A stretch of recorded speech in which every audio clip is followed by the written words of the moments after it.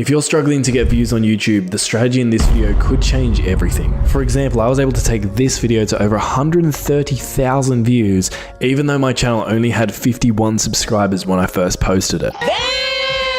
And it's all thanks to this YouTube SEO strategy I'm going to show you in this video, and it works even if you have a really small channel or even if you're in a very competitive niche. I've used this strategy on dozens of videos, including this video right here, which got over 260,000 views. If we put in how to grow a YouTube channel from 0 subscribers, guess whose video comes up first? YouTube Shorts hacks, another one of my videos come up first. And not to brag, but I have so many more videos exactly like this. And what you'll notice as well, which is interesting, is that if you have a look at my competitors and their subscriber counts here for this exact same search term, all of them are significantly larger than me, and yet I'm still number one. But the commonality between all of these videos I've just shown you is that they're getting the majority of their views through YouTube search. In other words, people are coming to YouTube, typing in things like gaming tags for YouTube, my video shows up number one, and they click on that. So how can you do this and get hundreds of thousands of views even if you're a small channel in a very competitive niche? The first step is to really get good at keyword research, which I'm going to show you exactly how to do right now. And we're going to start getting good at keyword research by avoiding the mistake that almost everyone makes. And that is they go out there, they create a video, and then once they create their video, they go, oh, I should maybe try and find some keywords for this video. And they go out there, they try and find some keywords, they chuck them in the title and description, maybe the tag section, and then they wonder why their video doesn't rank top of the search results. What you want to do instead is you want to start at the very beginning, before you even make the YouTube video, doing your keyword research. Then you want to reverse engineer high search terms. So a lot of people are looking for that particular video, yet low competition, i.e. there aren't a huge amount of big YouTubers creating videos targeting that search term. And then when you find keywords where that balance is in your favor, like I'm going to show you in a second, that's when you reverse engineer those keywords and create a video around the keywords, which ultimately, when you do the things we're going to talk about in this video, will result in you being able to rank number one and get a ton of views, because we all like views. And so we're going to start out by using a tool to actually research the market before we even talk about creating a video. And so the first step of this strategy is to pick a good keyword research tool. Now that might sound boring and obvious and like it doesn't actually matter, but do not skip this step, because again, this is another huge pitfall so many small YouTubers suffer from. Most keyword research tools out there don't work very well, and so you're getting crappy data, crappy information, which leads to you having crappy keywords and crappy videos that don't rank. For example, let's take this keyword right here, gaming tags for YouTube. And a lot of YouTubers who think they're pretty savvy, when they're doing their keyword research, they use YouTube's new keyword research tool. Now let's put in our search term here, gaming tags for YouTube. And you'll see if I hit enter on this, it actually says, it looks like there aren't many search results for this term, which is crazy because I've created this video. I know the analytics for this video. I know for a fact that this search term is getting searches. Another popular keyword tool is the Keyword Planner. Now it's saying there is some volume here, so at least it's not lying to us completely, but it's so broad. It's like between 100 and 1,000 average monthly searches. Here's another more advanced keyword research tool, TubeBuddy. Here it's a bit better. It gives us a more accurate estimate. It says around about 1,000 views per month, but they're probably just rounding. Another one, keywordtool.io. We actually don't even need to do accurate research here, because if you come into TubeBuddy, little secret when you hover over this is it will tell you that their data actually runs off keywordtool.io, so they're basically the same thing. Here's another tool, Ubersuggest. Search volume, it says is 30 per month. So you can see I'm using some tools here. They're saying there's not even enough traction to show any data. Some are saying, oh, it's around 1,000. Some are saying, oh, it's only 30. Other tools are saying, well, there's some, but I'm not sure if it's 100 or 1,000. See, it's all over the place. And that's why I personally now gravitate towards vidIQ, because if I come to vidIQ's keyword tool, type in gaming tags for YouTube, what you can see is that it actually gives me a specific number. It says for gaming tags on YouTube, the search volume is 1,337. And in general, I think vidIQ's tool is the more accurate out of all of these. Now you might be wondering, if vidIQ is so much better, why doesn't everyone just use it? And the reason for that is you get what you pay for. But recently they did reach out to me and I gave them permission to create an exclusive page just for you, my subscribers, on their site where you can get vidIQ for just $1 for your first month. It's a pretty wild discount. When you do that, you'll be supporting this channel as well. So with that out of the way, let's actually move on now to doing some proper keyword research. Now, there are actually two ways to start out here. The first way is to basically go to YouTube, find one of your competitors. I'm going to say like Alan Spicer, he's another YouTuber who does videos about YouTube. Going to click on his channel, go to videos, and then we're going to search by most popular. And what you want to do is find popular videos from your competitors that are searchable videos. What do I mean by this? Well, for example, if we come to my channel, let's take a look at this video here. It says, small channels do this to make the algorithm love you. Now think about that title.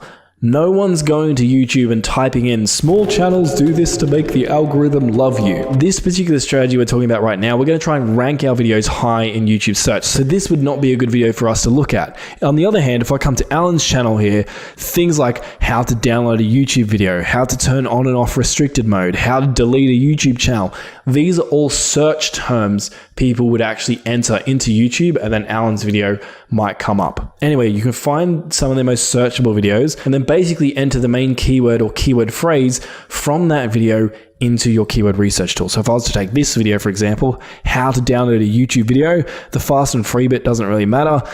So I would come to my keyword research tool and I'd type in how to download a YouTube video and hit search on that. And this is what I call your root keyword. This is the keyword that you enter that allows you to then start really digging into other keywords and related keywords and really find the gold. And I'll show you more about that in a minute.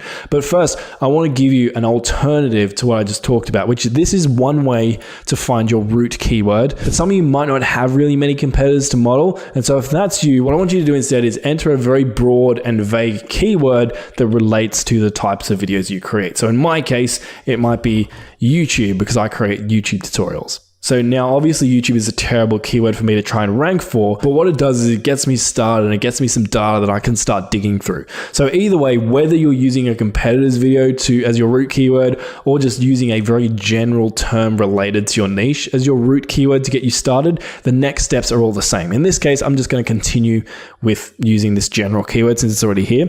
And what you're going to do is you're going to come across to this tab here, which is matching terms. This is going to give you a list of keywords that have your root keyword in them. And then what I want you to do is I want you to come across to this overall button. This is basically a score that vidIQ tries to provide you to measure how likely it is that you can create a video around this keyword as a small YouTuber and get views. It's not perfect. I'll get into that in a moment, but it's a rough way to sort of narrow down the data a little bit. So what I'm going to do is I'm going to click on it and it's going to order these videos by the highest overall score to the lowest score. And now I'm going to go through these keywords here. I'm going to look for ideas of videos that I could be creating.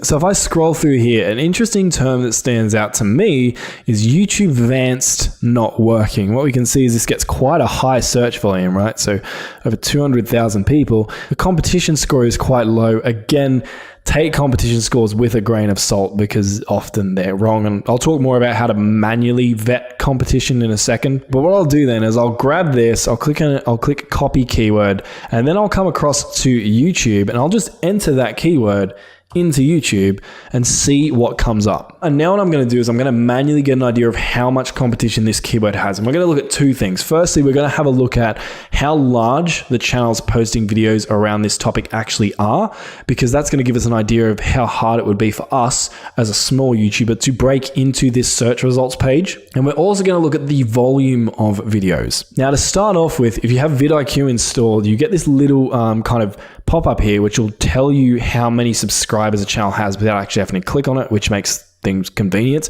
And this actually looks like it could be a really interesting search term for us, because what you can see is the #1 video ranking here has almost 300,000 views. It was posted 1 month ago and it was by a creator that only has 1,000 subscribers. The video below that, 600,000 views 1 month ago, posted by a creator with only 2,000 subscribers. Another one 3 weeks ago, 50,000 views, posted by a creator with 7,000 subscribers. Now from that standpoint, this looks like a very lucrative keyword. It's clear that a lot of small creators are ranking high for this. The thing that concerns me here with this keyword is if we scroll down, have a look, it looks like we might have been a little bit too late with this one. There are already 1, 2, 3, 4, 5, 6, 7, like There are already a ton of small creators who have already jumped on this within the last month and created videos about it.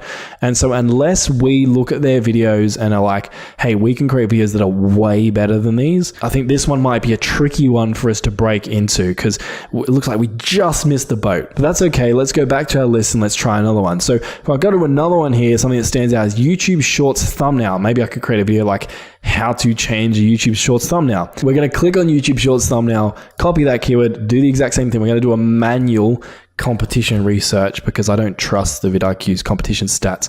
And what you can see here, really interesting as well. The videos that's showing up don't have a huge amount of views, and there is one creator who's a small creator who's showing up as in a second position, which is pretty good. But what I can see is that there are a bunch of larger creators who are making videos on this. Think Media here 3 weeks ago, 2.5 million subscribers. Robert Benjamin, 550,000 subscribers. vidIQ, 1.5 million subscribers.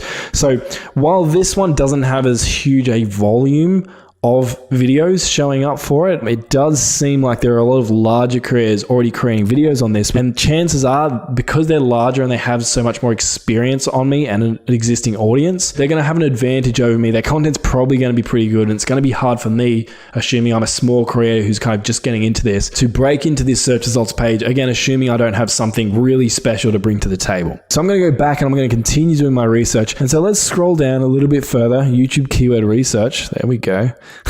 Should be funny. I could do like an Inception. I could keyword research a YouTube keyword research video. But no, I like this. This one's interesting to me. So 100,000 search volume, low competition, pretty decent score here. How to upload shorts from PC. Let's copy that keyword and let's take a look at that. Now this is looking a bit better here. There aren't a huge amount of videos. Look, there's 1, 2, 3.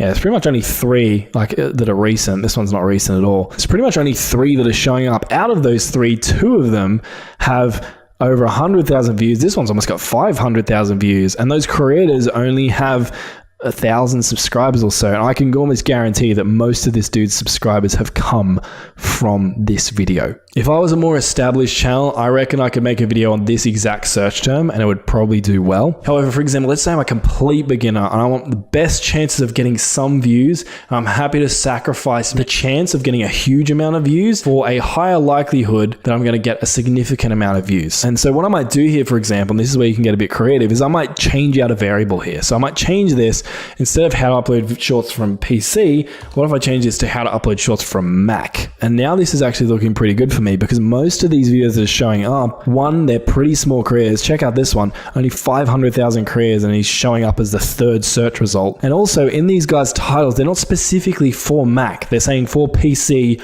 or Mac. So if I'm coming into this and I'm just a Mac user, I'm typing how to upload shorts for Mac. In my head, I'm repeating, I want to know how to upload YouTube shorts for Mac. I'm going to be more likely probably to click on a video that is specifically for Mac users as opposed to a video that's like for PC or Mac, because I'm just going to assume that the strictly for Mac version is probably going to be more catered to my needs. So let's copy this search term, and what I'm going to do is I'm going to actually click on this search term here.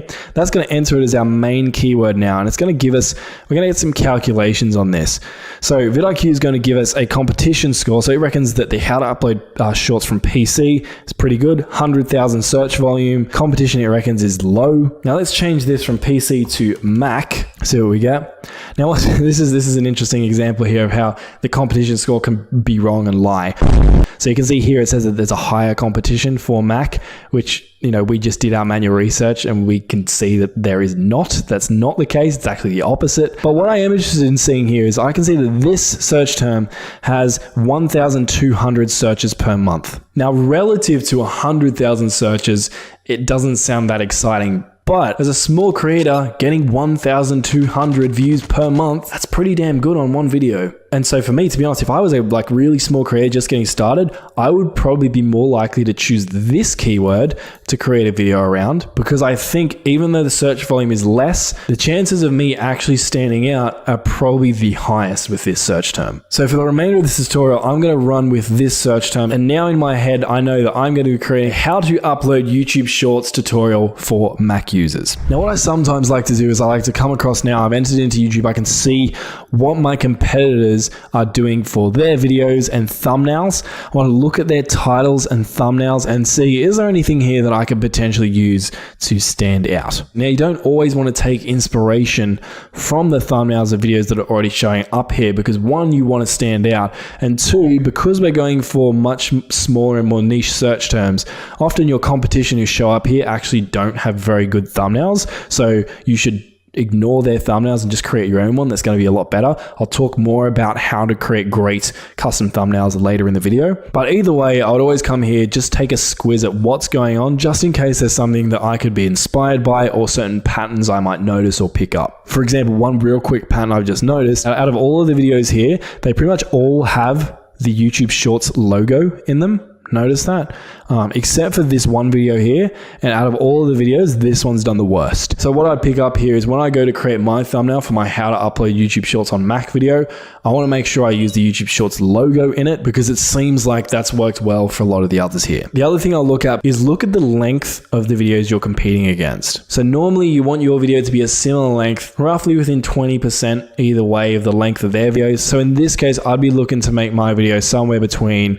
3 and 4 minutes, it looks like, based on the tutorials that are out here. Now, there are two things you can try. One is you can sometimes try and make the video a little bit longer, and that can sometimes give you a watch time advantage, because if viewers on your video watch your video all the way to the end versus viewers of other shorter videos who watch their videos all the way to the end, your video is going to be getting more watch time per viewer because your video is longer and there's more video to watch. However, that can sometimes backfire because sometimes people don't want to watch a longer video, they want to watch a shorter video. For example, in the case of a tutorial here, being shorter and getting to the point sooner is probably something viewers would appreciate, and so therefore they might be more likely to click on a shorter video, and so a shorter video might end up with a higher click-through rate, which boosts your performance and makes you rank higher on the search results page. So if you want to get more advanced, you can try and think about those two things, and then using the context of your specific scenario, decide whether or not you want to try and get a watch time advantage on your competitors, or whether or not you want to try and go shorter and get a higher click-through rate. But if all that sounds really nerdy and complicated, just look at what your competitors are doing and then make your video somewhere plus or minus 20% of the average video duration here. So again, in this case, looks like it'd be around 3 to 4 minutes. Now, I've just sat here for 10 minutes doing this and I found this search term. Ideally, I would be spending hours looking for video ideas, trying to find the ones that are going to be most likely to succeed based on the criteria I've mentioned previously in this video. But for the sake of this tutorial, let's just continue on. And now that we've got a video idea where there is some proven data showing us like, hey, this could be a good thing to create, let me show you exactly how to optimize this video so you're highly likely to show up high on the search results. So again, you're going to come to your keyword research tool, make sure you've got your keyword inputted here, and then we're going to come across to matching terms. And something I want to highlight that's really important, a mistake a lot of people make here, is that when they're adding keywords into their description and their title and their tag section, they feel like they have to include like a wide variety of tags to try and spread the net as wide as possible to maximize their chances of getting views. You actually want to do the opposite, as you can see here. I'm not going into related keywords, I'm going into matching terms. I want to be hyper specific and targeted on this one keyword. And when I am adding additional keywords, they're all just variations of my main keyword. Now, the first step of this optimization process is to come up with a title for your YouTube video. Now, some keywords might make great video titles on their own. For example, how to upload your YouTube Shorts from Mac. I think that could work as a title on its own, full stop. But sometimes you can massage these titles a little bit. You always want to have your keyword in your title. That is critical, but you can add extra things around your keyword to make your video more clickable. Now, you can do this manually and just brainstorm, but I'm pretty lazy. So something I like to do is when you're logged into vidIQ, if you come across on this dashboard, you'll see up here there's a tool called AI Coach. It's essentially like ChatGPT, except specifically designed for YouTubers. And when you're in here, you want to come across to the advanced section, because what it's going to do when you create a vidIQ account, it's going to ask you to connect your channel. And now when you come to this tab and then go to advanced channel data, when you ask this AI Coach a question, and it's going to give you an answer bearing in mind the context of your specific YouTube channel. So let me show you what I mean. I'm going to use the following prompt to flesh out some title ideas for my specific keyword. So I'm just copied that in there. And then right here after the 2, I'm going to paste my specific keyword. I'm going to hit send. What you're going to see is it's going to think about the question. And the second step it's going to do is it's actually going to look at my YouTube channel data, and it's going to adjust its question and answer based on the data from my actual YouTube channel. And I tend to like to tell it to write 10 or 20 or 30 YouTube title ideas. And then I just scroll through all of them and pick out the ones that jump out to me. Because if they jump out to me, then chances are they might jump out to viewers as well. I'm falling. See, and so here we have our list, and it's actually given us some love hearts and exos. So we have our list here, and out of these title ideas, I could generate another 10 or 20, and I might actually do that. But really, right off the bat, the one that actually stands out to me is how to upload YouTube Shorts on Mac, easy and efficient methods. The reason it stands out to me is, remember, when we were doing our research earlier, the most popular one of these videos actually is how to upload YouTube Shorts from PC so easy. It uses the keyword easy. I think I just sneezed out 3 brain cells. And so learning the easy way to upload shorts from Mac seems to be something that viewers appreciate. So what I'm going to do, I might adjust it. Potentially I might remove the and efficient and just change it to easy method. But overall, I like that one. It has that keyword phrase in it, and it has a little value add that might make it more likely that people will click on our video compared to someone else's video. Now what we're going to do is we're going to use our second prompt. And again, you want to copy and paste it exactly like I've got here. And what you're going to do is you're going to update this little marker here to match the video that's on the list above. So in my case, #5, well, it actually is already at #5, but let's say my favorite title idea was like number 9. I would update this to be like, hey, write me based on title 9. But again, this one's 5, so I'm going to put that at 5. And then what I'm going to do is I'm going to come back to my keyword research tool. Again, I've got my main keyword here that's going to be my video in this keyword research tool. I've come across to matching terms. What I'm going to do is I'm going to click on this search volume counter to sort by the most searched for terms for this particular term. And then from here, you're going to want to pick 3 to 5, depending on how natural it sounds, and I'll explain more about what I mean by that in a second, keywords that you can feature in your description. So what I'm going to do is I'm going to copy, let's just say these top 3 here, because they're highly related: how to upload shorts from PC, laptop, Mac, how to upload shorts from PC and Mac 2022, how to upload shorts from Mac. I'm going to copy these. Click on copy down here. I'm going to come across to ChatGPT, and using this prompt, I'm going to paste these keywords right here. Ignore my accidental enter press up there. And what this is going to do is it's going to write a YouTube description for me. Very important, in natural language, because if you just keyword stuff in your description, YouTube will, it's against YouTube's terms of service, and they can actually delete your channel. And then we're going to hit enter. It's going to think about our question. It's going to look again across our channel data. A few inches later. And what you can see is it's actually written a YouTube description here that looks like it's kind of catered to a human, even though it is pretty keyword heavy. And it's included those phrases that we told it to include. So for example, it's got how to upload shorts on Mac. It's got uploading YouTube Shorts from Mac, PC, or laptop. It's talked about the 2022 methods for uploading YouTube Shorts. You know, I might manually make this a little bit shorter because it's a little bit lengthy. There's a bit of repeated stuff. But overall, you can see the AI coach has written a pretty good description, which is going to help my video rank much higher in search, because your description, the keywords in the description, is actually more important than your tag section, which is ironic because your tag section is supposed to be where you input keywords and all that kind of thing. So yeah, whatever, YouTube. So now what I do from here is I grab my title that I want to use, which is in this case, this one. I chuck that into my title here. And like I said, I might actually adjust this. I might actually get rid of the end efficient. Easy method works well for me. Then what I'm going to do is I'm going to grab my description. I think I'm just going to grab this first bit. I don't actually need the last bit, and it's not really that useful. So let's chuck that in here. And then the last step is just to add some YouTube tags. And essentially, we're going to come across back to our keyword research tool. We're going to stay in that same matching terms list. And we're going to grab a bunch of matching terms here and chuck them into our tag section. I'm going to copy these 8.